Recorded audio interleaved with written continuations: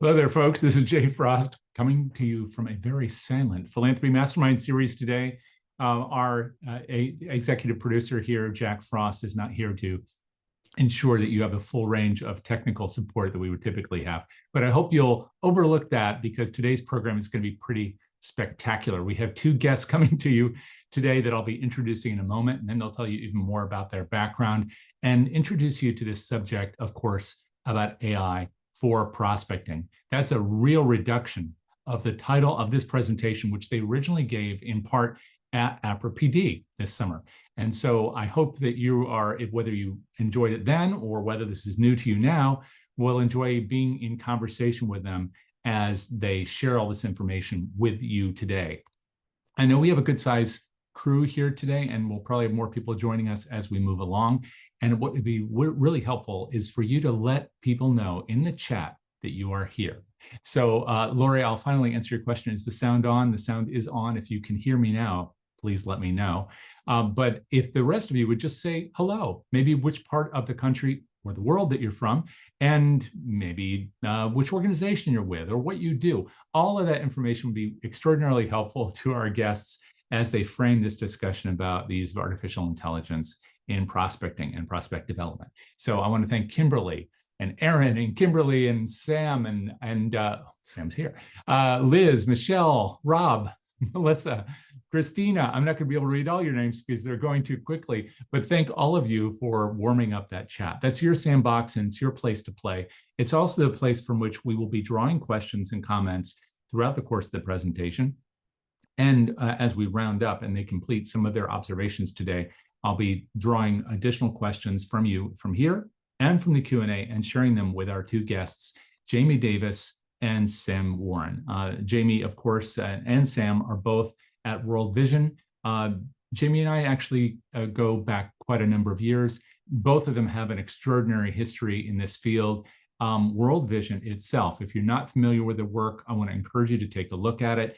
And I know that in part, the success of World Vision is due to the ability of the development program, the fundraising program, to reach out to new audiences, to engage with them, and then to be able to bring them in and allow them to support the fine work of the organization. It is an extraordinarily large outreach effort in fundraising, and one which they'll probably allude to here. But AI is now a fundamentally new tool for many of us, but it's one that they are using very, very well. We also have other sessions in this series on AI, and you can look for those at the Philanthropy Masterminds podcast repository, which is over at DonorSearch.net, the home of our sponsor. We won't be talking much about DonorSearch today unless either Jaime Davis or Sam Warren chooses to mention them today, but that doesn't mean that we don't have affection for them. We really appreciate everything they do for this series.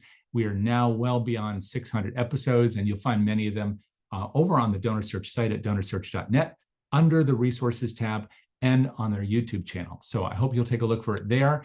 And while you're there, if you have an interest in your donors, and I can't imagine why you would be here today if you didn't, you can check out what they have to offer in terms of understanding and looking for new donors, which they do both through traditional methods that are reliant, of course, on so much of their billion record data set, plus all their AI tools. We'll be talking much more broadly today again, and we'll be doing that with all of you. So please keep tuned in the chat and the Q&A for this conversation with Jaime and Sam. Thank you both so much for being here today. Really, really appreciate it.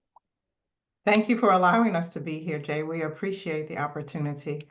I feel like an hour is not enough to talk about all the things that we're doing and all we plan to do. But I'll start with a brief introduction so we can get to the meat of the topic at hand. Again, I'm Jaime Davis, currently the Director of Prospect Development at World Vision. Been there for, I guess, coming up on 5 years. I don't keep track of time. But enjoying it, and was with healthcare and higher ed previously, and so glad to be able to offer my skill set to World Vision at this time.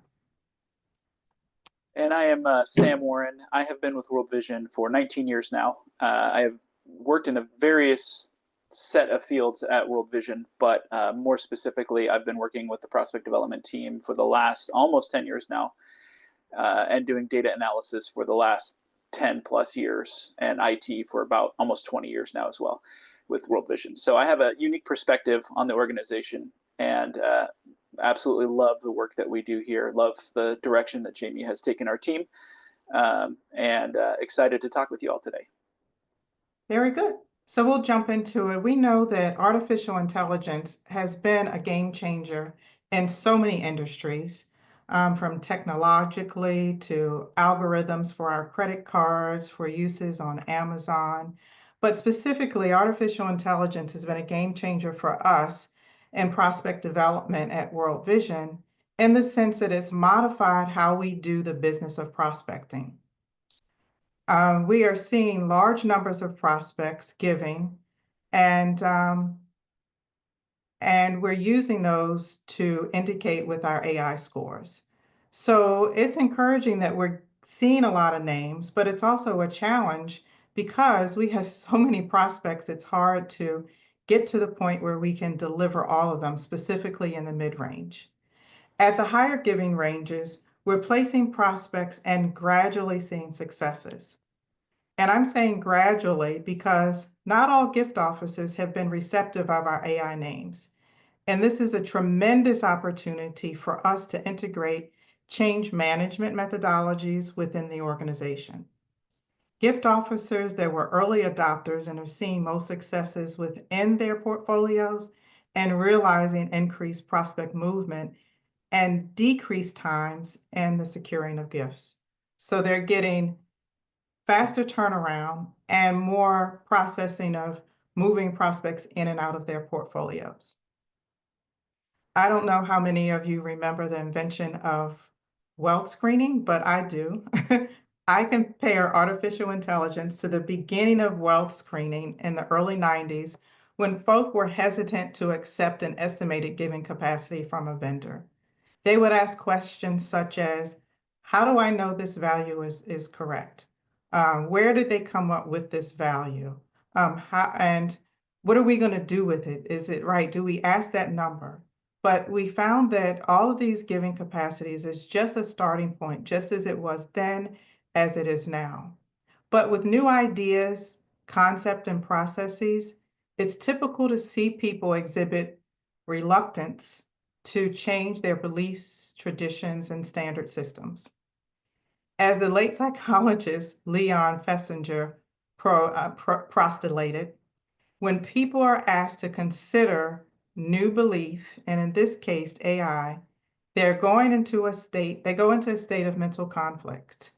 He called this resulting discomfort cognitive dissonance. People often fight intentionally or non-intentionally. They may modify slightly their activity to make AI match their system, or they may deny it completely. It's essential for us and all organizations to incorporate effective change management techniques to minimize cognitive dissonance relating to artificial intelligence. But before we can manage it, we need to realize that it's an issue. AI must be evaluated within your organization to determine its efficacy. I've talked with several organizations that say they are not considering artificial intelligence. They're not there yet. They're working on their CRM system. They're hiring new leaders and they're training staff. And that's all fine, because artificial intelligence timing is important for the organization, as is organizational buy-in. We would not suggest moving forward with an AI program just to keep up with technical advances. It's been documented in multiple sources, including Giving USA and the Generation Crisis, that American giving is trending downward. How nonprofit organizations receive this information determines their actions. Will we as a group, will we employ cognitive dissonance and not align our resources and systems? Or will we realize that traditional methods of looking for philanthropic dollars may need to be changed? Most nonprofits use approaches and methodologies that are 15 to 30 years behind businesses.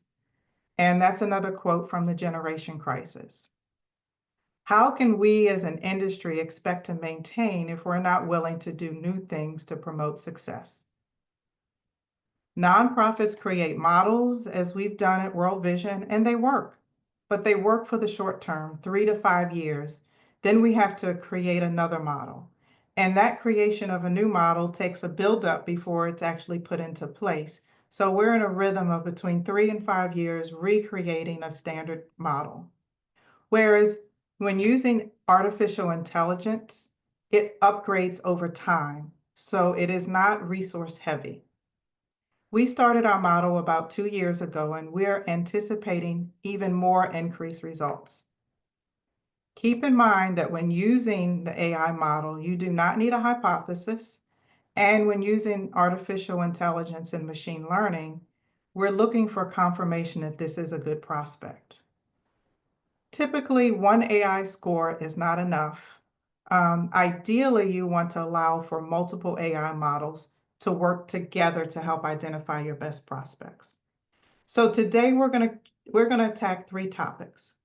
One is AI right for you? If not, will it ever be? The second thing is, if it is, who will produce your scores?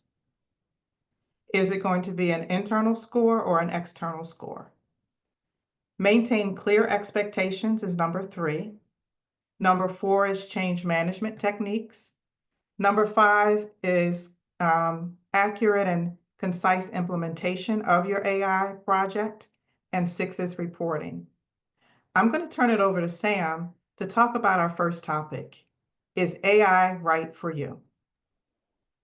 Thank you, Jaime. I really appreciate having written and rebuilt several RFM models. That's what she's referring to. The fact that you say that it has to be rewritten and it has to be evaluated much more frequently, as I have experienced that as well in this position. One thing to clarify for everyone on the call, when we say AI, we're actually not talking about generative AI. I know that that's the new ubiquitous term. Everything is AI, all the things. But we're talking specifically about machine learning and predictive artificial intelligence today. So while generative is still fairly new and leading edge in a lot of ways, that's not something that we're actually going to be prepared to speak about today.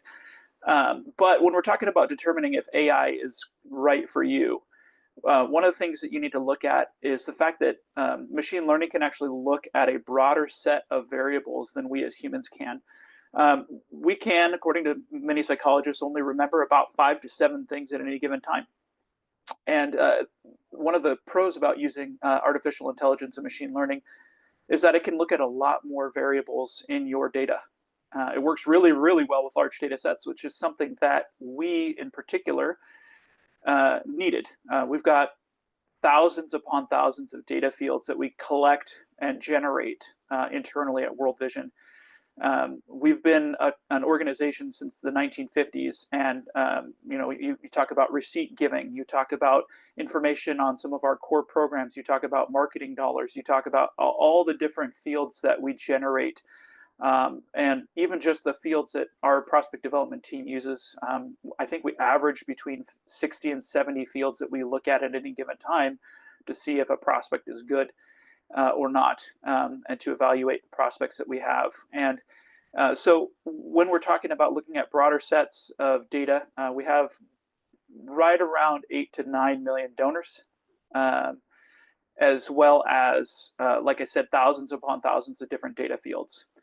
Now, one thing to keep in mind with that in determining whether or not it's right for you and your organization is that if you have a smaller data set, a couple thousand records, that you're prospecting from, it's not really going to be a great idea because of the statistical significance factor. So in order to build a machine learning model, you have to have a large quantity of data available for the model to learn and to train on. And if you don't have that data available or you don't have enough data, you may have to tweak what you're working on. I know for our project, we actually had to tweak one of the machine learning models just a little bit because we were finding that we weren't having statistically significant results with the focus that we had. So it's really important as you're looking at whether or not AI is right for you that you look more broadly than just, oh, this is really a cool thing. It's everywhere and we should jump on board. As Jamie mentioned in her opening, don't just do it because you want to do it or it's the cutting edge thing, but make sure that you really take a deep dive and you look, is this, the appropriate thing to do for our organization? Next, we'd like to talk about whether or not this is an internal or an external project. Who would do it? And I would hand that back over to Jamie to share some additional thoughts. Yeah, so as you determine AI, you say, okay, your current methodologies, maybe you realize are going flat. You realize that you have new major gift officers that are starting and they need prospects. So that's a good consideration to move to AI methodologies. But again, just as Sam said, unfortunately, AI does not work. Artificial intelligence does not work well with small data sets. Now, if you have a lot of data sets and they're in different places, they're in paper and you have them in files, then ideally you want to transcribe and put those scores and all those tracking for events and volunteer activities into your CRM system to facilitate the running of artificial intelligence. Now, once or if you decide that, hey, you don't want to do it, that's fine. You can put that off. But consider putting off artificial intelligence for the short term, I think is a good thing. But indefinitely, if you have the large data set, you want to consider what impact that's going to have on your organization.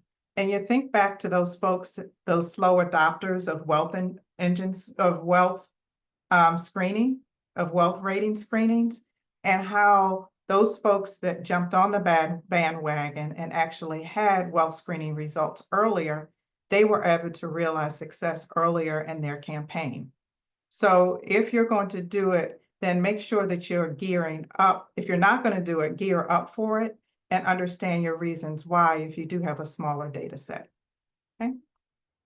And then as we talk about who's going to do your artificial intelligence ratings, and World Vision, we have a whole analytics department that raised their hand and said, hey, we can do your artificial intelligence ratings. We have the resources. So we said, okay, then let's turn it over to you. These are our expectations. We want to get it and within the year. We want to have scores for everyone in our 8 million record database. We want to have a score for different segments. And when we started explaining our expectations, our internal team stepped back and said, hey, that wasn't realistic for them to do. And because it takes a lot of resources, technical resources to run artificial intelligence models, score and rating scores. So you consider your organization may have resources and can do that. But if not, then it's time to explore external vendors. Sam, did I miss anything on that topic? I think one thing to keep in mind too is that internal teams can't, while using it can have drawbacks, as Jamie mentioned. If you do use an internal team, it really helps you promote a knowledge of your data set and all the data that you do have internally.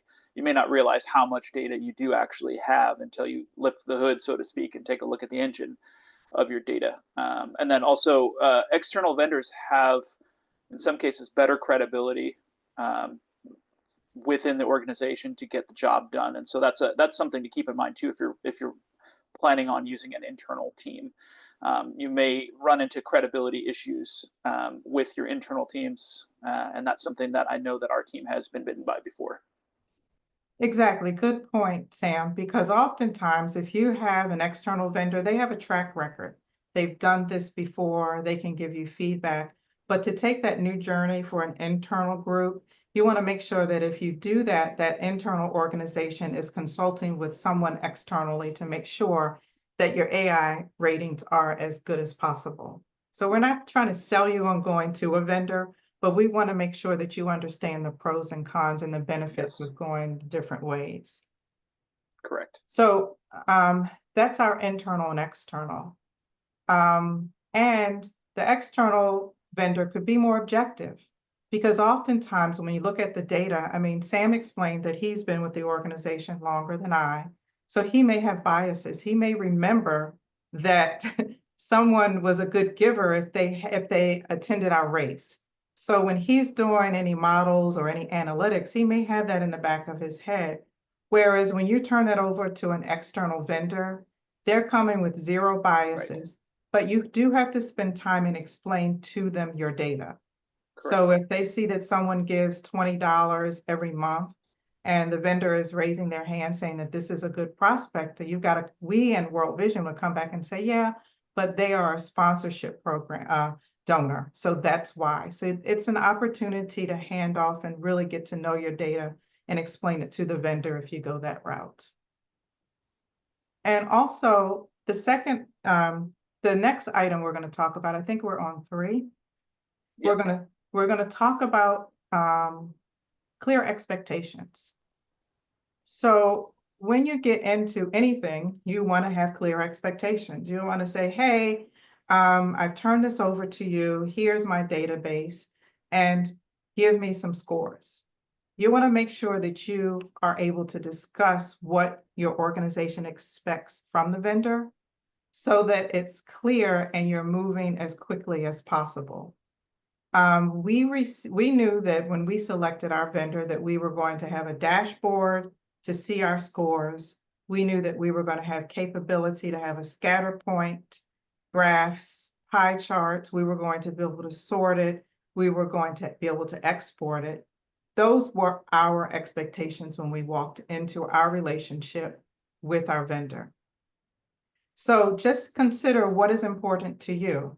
You may have internal staff that can select an artificial intelligence vendor that will deliver data to you in a big Excel spreadsheet, and you have resources and you can synthesize and report on that and put it into your CRM system. If that works for you, just be clear on what your expectations are of the data. And then understand how you're going to use the data when it comes. Are you going to stop using your traditional methodologies? Are you going to overlap your traditional with the AI methodologies for a year, 2 years? Are you going to always overlap and then let the other one die off? So just manage your expectations. Sam? Yeah, and I think it's also important to realize very often when we get into business mentality, we're always planning for success or failure, but not both. And I think it's important to not fall into best case scenario mentality, as I will call it. But you need to plan for fast failure so that you can, reset more quickly. And then also plan for what does lasting success look like. So you need to look at both ends of the spectrum and plan for if this success works and it lasts, how do we capture that and ride the lightning in a bottle, so to speak. Or if we're failing, how do we fail fast so that we can get back to it and continue doing what we know how to do successfully. It's important to plan for both those scenarios and take some time to establish what you're going to do in those cases. That helps you set better expectations and prepare both internally and with, if you happen to use a vendor or an internal team, prepare with those teams for both of those scenarios. Yeah, and I say manage expectations because when we received our artificial intelligence ratings, we had certain people in the organization that were saying, hey, how's AI doing after the 3rd month? And we're like, I think they were doing it in the first month. yeah, it takes time. You have to explain to folks that it's not artificial intelligence is not a miracle worker. It is an opportunity to dig deeper into your database, to understand what you have within your CRM system. And just as standard methodologies and solicitation, the prospects will go the standard methodologies for solicitation. So manage expectations. Those folks that think that it's going to be a miracle worker, please remind them that's not going to be the case. Change management. That is our fourth topic and recommendations of what we learned, I think, most painfully. And I say it painfully because if I realized that this was going to be so important, I would have put it at the top of the list. Because people wanted a miracle. It's AI. Hey, I thought it could happen fast. I used generative AI. How come you just can't put it in the system and tell me who to go after and they're going to give tomorrow? So change management is essential in the sense that you want to work with your internal stakeholders early. Anyone that's going to be a recipient of the artificial intelligence ratings, you want to talk with them and have them involved in the process, because the more involvement they have, the lighter your job is going to be with proving the efficacy of your artificial intelligence ratings. And I'll turn over the next items under change management to Sam. Can't hear you. Okay. Helps if I unmute. There we go. Right. Thank you. Yes. You'd think after 4 years of working remotely, I would have figured that out, but I digress. It's important really as well, along with all of these other things, to create a clear and concise communication plan. I think the more that you communicate, especially early on, we had scenarios very early on in our implementation where people didn't understand what our scores meant. And we had scenarios where we explained it over and over and over, and people still didn't want it because they thought that the prospects were bad prospects because they looked a little different. So it's important to share with your frontline fundraisers or support teams or whomever you hand your prospects off to, that they understand through communication that these donors may look different, these prospects may look different, and we're using a different methodology. And you don't have to give them the ingredients. You can give them the 50-cent tour, or give them the baked muffin. I'm mixing analogies here. I apologize, but create a communication plan and then obviously alter it as needed as you go along. Also establish a rollout plan. Figure out once you're done and you've got the delivery worked out with your vendor, how do you roll this out? We have a report that we use internally for our research team that passes our prospects that we want them to evaluate.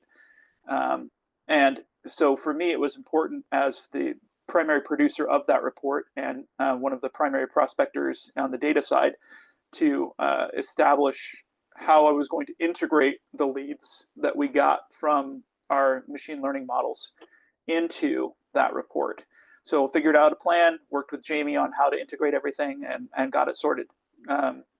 As well as establish a training plan so that you can have regular training, both with your immediate team, your prospecting team, but also with anybody else that may need it. One thing I heard at APRA, not this time, but a couple years ago, was establish the concept of having a retraining plan, not just an initial rollout training, but come back to it every 6 months and plan to train again. And so that can be part of your training plan as well. But make sure that you have those plans in place so that you know how to move.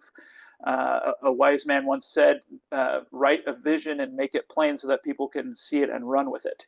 So you want to make sure that everything's clear, concise, you communicate often, and you have those plans in place so that as you're working through the changes that you're making with artificial intelligence and machine learning, that everybody understands where you are at any given time, especially your internal team that is working the closest with machine learning and artificial intelligence. Good stuff.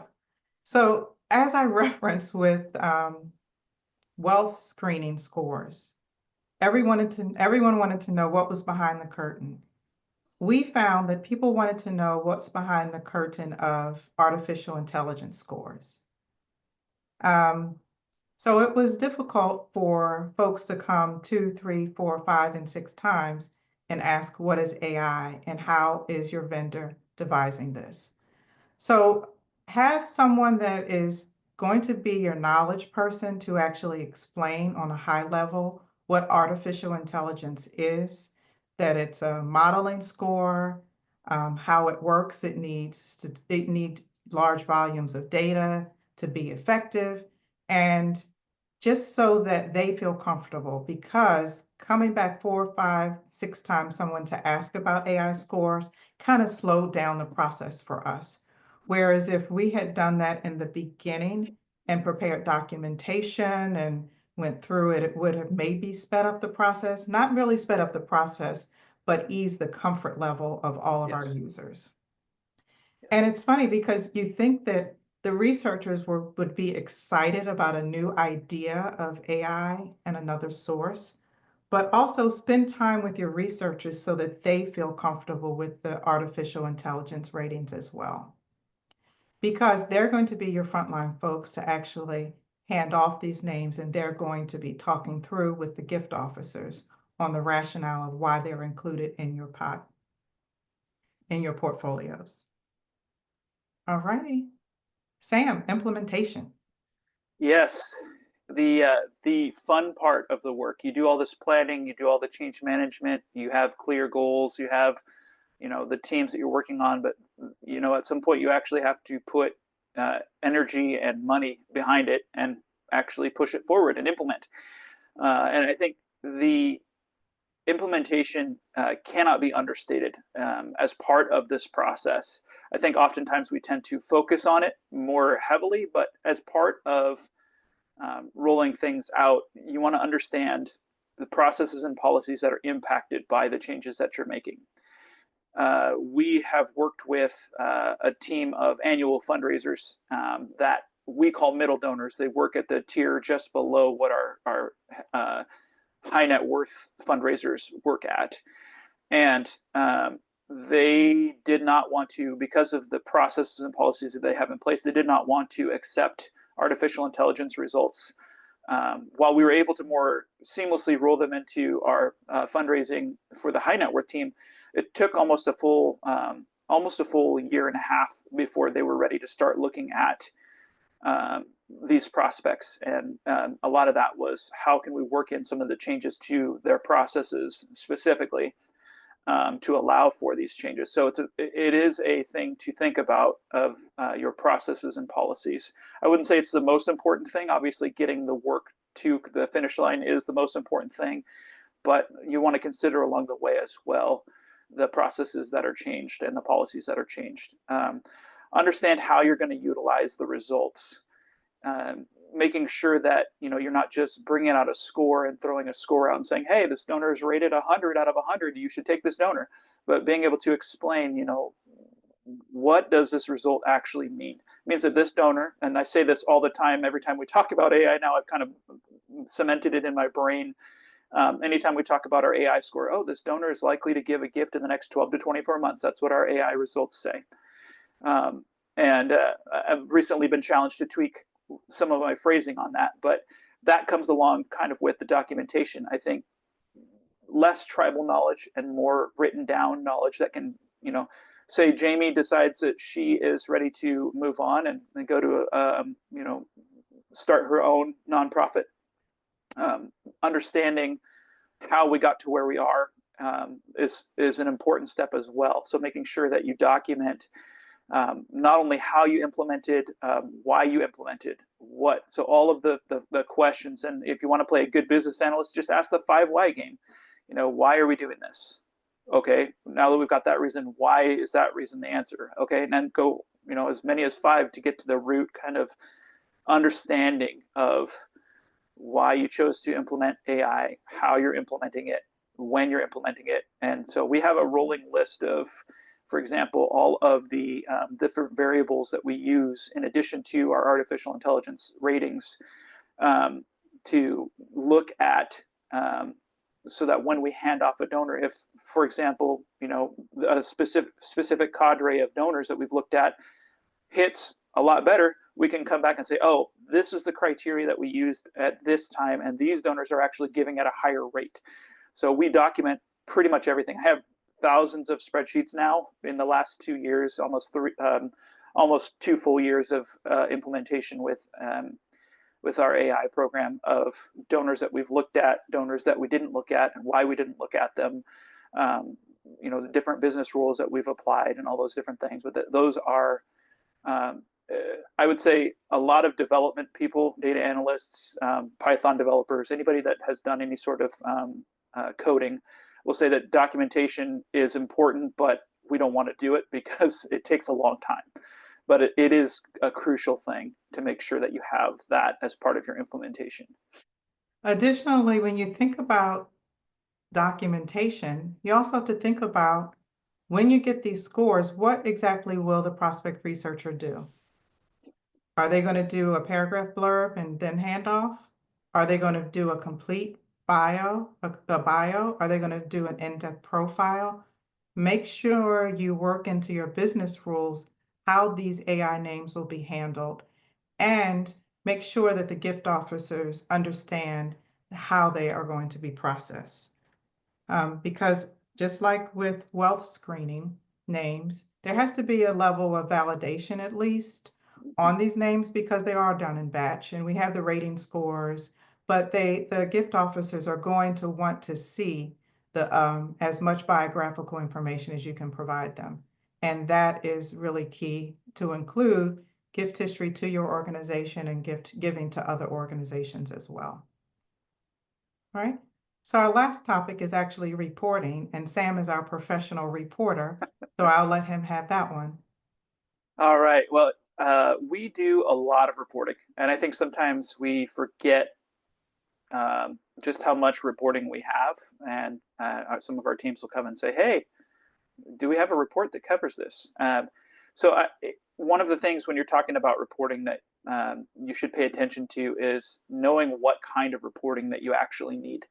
Are you needing an Excel worksheet on a monthly basis, a weekly basis? Are you needing, a pivot table that has summary results in addition to? So understanding that level of detail, but also kind of the topics.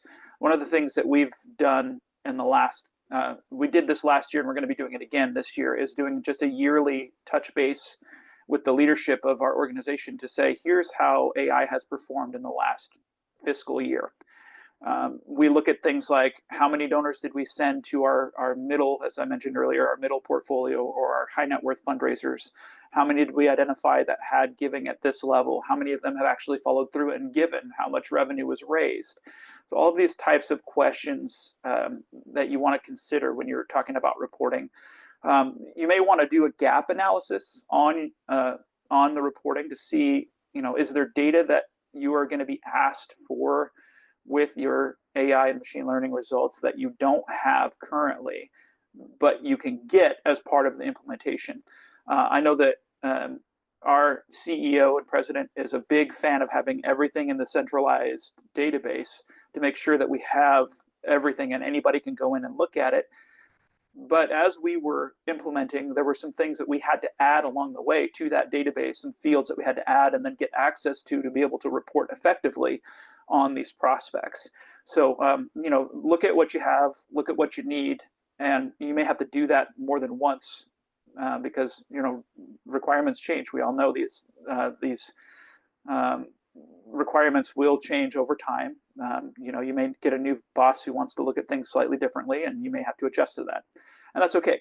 You just have to make sure that as you're going through it, you understand what you currently have and build in a plan to address what you don't have and get that on board as well.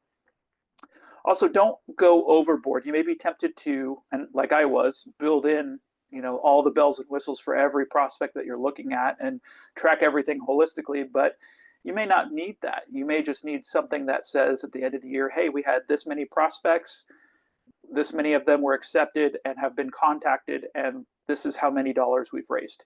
So it really depends on you listening to and understanding and having that clear communication, the rollout plans that we mentioned earlier, the change management piece as well, to understand what's needed. But if you don't have to build a crazy, Power BI dashboard that looks at every donor to the infinite degree, then don't. Just build what you need at the time that you need it, just in time, as those agile and lean people will tell you. That's a thing that is crucial to making sure that you can get the right reporting at the right time. But also make sure that you have enough time to deliver that reporting.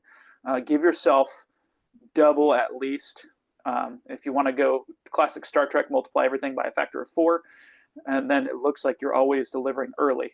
But make sure that you have enough time to deliver the results that you need to deliver, and be able to have a candid conversation, and then review it with your team internally as well. Good stuff. So keep in mind that what you report on, what you measure moves. So we didn't start off measuring our artificial intelligence ratings to say, okay, how many gifts did we get? Sam created a report that measured which phase they got to, which phase they landed into within our opportunity phase. Did they get to discover? Did they get to cultivate? So we started off just reporting on those first steps. And then as time goes on, did they make it to solicitation? So that you measure very realistically so that your team can understand and be prompted to use the data more effectively. Okay.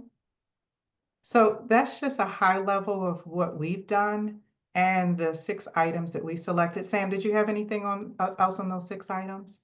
No, I don't think so. I will post a link in the chat of how you can get in contact with us. It's a Microsoft Office form that sends a note to me and Jamie, just if you have questions or want more information. This is a huge topic. It's very ubiquitous. It's everywhere right now, especially. And as Jamie mentioned, philanthropy teams in nonprofit sectors are typically behind the bubble, so to speak. And so we want to make ourselves available to you if you have, follow-up questions. Exactly. So just keep in mind that we want gifts now, but we also want artificial intelligence to direct us to those gifts that'll come later so that we can build healthy portfolios and have healthy nonprofit organizations. And thank you so much for your time. Thank you, Jay, for inviting us. And we're going to open the forum for questions. If you have any questions, please send them our way. Yeah, and please don't go away, because this is a perfect opportunity to ask those questions rather than just waiting and sending an email. Once again, thank you both for this. This is very helpful, and I have questions of my own, but the audience comes first. But before we do that, I do want to ask the audience something. And Sam, you talked about that distinction between generative and predictive, and this has all been about predictive, and it's been about individuals, to address a point that was made earlier in the chat. I'm curious to know how many of you who are with us live are using some form of predictive AI. So if you could just let us know if you're using it or not in the chat, that would be great for Jamie and Sam to see. I also, as you're answering that, and then also providing any questions you have about what they've shared today or anything you want to know about AI, I do want to point out that we have sessions coming up on this topic or adjacent to this topic very soon. So next week, we have a session called Harnessing AI for Nonprofit Success. That's on Tuesday. That's practical strategies from Amy Newman's new book, Empower Your Nonprofit. So again, that's next Tuesday. You probably want to join us for that. It'll be a nice companion to what you've learned today. We also have a session this Thursday on addressing burnout. So if you feel a little burned out, if you don't have that big data science team and you need a little encouragement, that's this Thursday with Cassie Gruenstein. And then finally, on October 31st, if you haven't been here for this, we do an annual program where we share stories of the worst things that happen in fundraising and philanthropy and nonprofits. So this year's title is The Dark Side of Doing Good Nonprofit Disasters and How to Avoid Them. And I am taking your stories anonymous and not. Feel free to write to me. That's j@donorsearch.net, or you can send me a note via LinkedIn. So we do have a whole bunch of responses here saying that people are saying that they are just starting, or more generative AI, which I know we keep hearing from everybody since the debut of chat, and people who are using DonorSearch, and I'm sure other services as well, starting to use generative. So I know that that's one of the issues, is that there's this conflation, which you talked about earlier, between these two things, and they are so different. There's something earlier in the chat I posted about the distinction between the two, but you both said something earlier, I guess, talking about the 8 to 9 million records that you've been working with, and talked about the importance of volume of data to make these models work initially. Some people might wonder, well, what's the floor? How many records do I really need to have? Do you have any thoughts on what makes it practicable? What size database can get you started? Yes, I think it depends on your vendor and how much data you have. So if you have 5,000 records, but you have 100 discrete variables of what those 5,000 persons did, then that I think would be a good model, a good data set. So it depends on not only the volume of your CRM, but how many discrete activities you have to track with those variables. Yes. Yeah, and that's an important distinction, Jamie, too. We do have between 8 and 9 million records of donors, yes, but we have millions and millions and millions of rows of data when it comes to giving history, geographical information for some of our projects, marketing transactions. I mean, all sorts of different types of data. In fact, at one point, we were told that for our vendor, we were actually the largest data vendor for a brief period of time with our machine learning model. So that we had sent them the most amount of data that they had up to that point. So don't be scared by our large data, but work with where you are with your Yep. organization and make it work. Now, I have not seen any methodologies. I see a question there about foundations. We're not using this for foundations. We're using it for individuals, and we're rolling in to use it for planned giving as well. Yep. So I don't have any expertise on foundations and artificial intelligence, so I don't want to misspeak there. So I'm not going to answer that question. Any other questions, Jay, that you've seen? Well, Pat just noted that their database has only 5,000 names, and they've been able to find predictive AI to be very helpful to them. And I think maybe it goes to the heart of what you were both Yes. just talking about, which is all that you've been tracking, I think, as a process prior to your adoption of AI. Yes. On your donors. So maybe that's another way of asking the same question. What kinds of data points do you think have been most helpful? So volume is one thing, but on the data on your donors, besides last gift, cumulative giving, what are the other kind of critical data pieces that you would like to see in weighing into a model with a vendor if you use one? Well, it all depends on what data you have. So what's going to matter for us at World Vision is going to be different for other organizations. It may vary from participation in a race. It may vary from attending events. It may be from sponsorships because we are a sponsorship organization. So there are a lot of variables that will come up for us that will be different for another organization. So you have to let the artificial intelligence do the machine learning and learn and tell you what's unique about your organization. There's another factor in this, which is about it being dynamic. And yes. Both talked about the delivery of this and kind of needing to get people to work with you. I mean, it's a process. And people in development sometimes have habits, like we all do. So the business processes you've designed, the plans, the policies, all of that must really help. The retraining that you talked about, Sam, I was going to ask about that. It sounds like that's something you do. I'm wondering if there's anything else, especially the nature of AI, which is helpful in making that argument. If we did a model like we've done in the past, where we just said, well, this is it, take it or leave it, that's one thing. But it sounds like with the process that you're utilizing, the model, as you just said, it keeps learning. So what your ratings are today may be different next month, and certainly the next month and the next month, and hopefully also getting better. Is that one of the arguments that you use both in your training and retraining so that people build enthusiasm and take the actions you want them to take? Yes, Jay, you hit upon something that is so current in our world right now, because in our database, we have an identifier of prospects that the universe says are good. So they have a marker on them. So historically, prior to artificial intelligence, we would use that marker and say, these are our best prospects. We're going to send marketing pieces to them. We're going to talk to them. We're going to invite them to events. But with the integration of artificial intelligence, that becomes a dynamic rating that, hey, we're not going to use those old methodologies where they're static and they stay, and someone else may have come into money. Someone else may have started a business that's very profitable that wouldn't be in those old static numbers. So because the artificial intelligence is dynamic, it opens up so many more doors for us to get to new prospects. Sam, you were just answering something in the chat. And for those who watch this as a recording, I want to make sure we make note of this because this is pretty interesting. The question was, is there a place for unstructured data like videos and audio files? And for those following AI dynamically. You may know that that Notebook LM, for example, rolled out something just recently where people can drop in anything from website to documents, and it will automatically generate a somewhat bizarre but almost authentic podcast of a discussion between two kind of chatty people.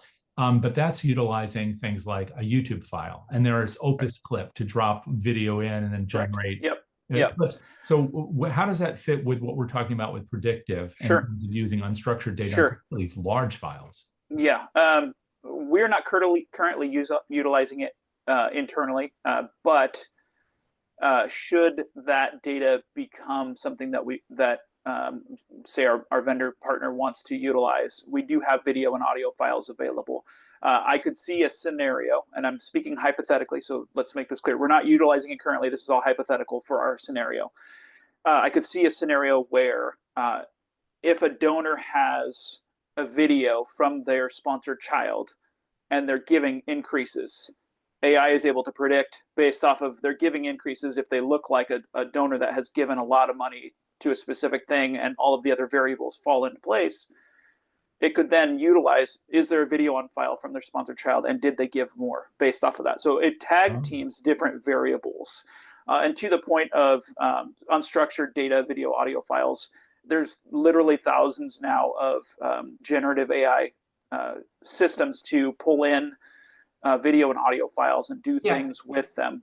We're just not using them. Yeah, we're just not using them. So I'm speaking anecdotally from what I've seen happen. Like, I mean, a pretty simple example would be if you look at Apple Music. Apple Music has a way to turn down the lyrics or the person talking so that you can do sort of a karaoke mode. And you can do that live with any song on Apple Music that you're, as long as you have the subscription, of course, because that's how Apple Music works. But I have a friend who uses it all the time, and we'll play a song and then turn off the singer and start singing along to it. So it's like that. Those types of things are available now, but we're just not using it because we have. I mean, our machine learning models uses around 200 different variables that we already have, and we want to add more to it. So, we still have a lot of data that before we even touch our unstructured data files. So when you talk about adding to, sometimes you get into your data and you're saying, oh my gosh, I should have added this. So we do have the flexibility to add other variables. So if unstructured data becomes something that we want to add in a later date, that's something that we have an opportunity to talk about with our vendor partner, but we're not using it now. Right. Well, I'm sure that the process of this is not just machines learning, it's us learning about what data is most important to put in, what is the best result coming out, and also how to work with your team. And Jaime, you said, and I know I'm paraphrasing, but make sure you work in your business rules, how this data will be used and how the prospects will be handled. And I'm sure that while that's also a dynamic process, it's really about human to human to ultimately make this data work. So machines are hopefully making us smarter, not just the other way around. Exactly. And once you've evaluated, you can put a note in there, not a prospect at this time, and it may resurface with our dynamic rating score and come up again. Right. Or in our case, we also use a flag that we can turn on or off if we think that the donor is never going to be eligible based off of our expert research team's determination. And that would be if someone said, because their wealth may change. Yep. There's a lot in here. I'm really grateful that you two could share from a session that I know was longer at APRA, and even that was just a thumbnail sketch of what you do every day. I hope that the people who are with us and those watching the recording are inspired by this, that they'll also follow the work that you do, both with World Vision, but also separately. You can find both of them, of course, on LinkedIn. You can look in the chat for that link right here. How would you prefer that people reach out to you, just to say that verbally, also for the recording, if people want to check in with you and learn more about your work? Yeah, you can go to our website, worldvision.org, to learn about our organization. I pasted in the chat the link for the form. You can reach out to me on LinkedIn as well, and I can make sure that I direct your questions to myself and Jaime. I have a direct link in LinkedIn as well, and it's identified as Jaime Davis in LinkedIn. Thank you. Thank you both again so much for this. I also want to give a shout out to the folks at APRA for sponsoring a conference where this kind of learning takes place, and then for the two of you for sharing it with us. If you don't know about APRA, I hope you'll check that out at aprahome.org. And I want to welcome you all back next week when we have those additional sessions on AI, but don't skip Thursday. That should be a lot of fun as well for those who might experience a little bit of burnout from time to time. You'll find good comfort there.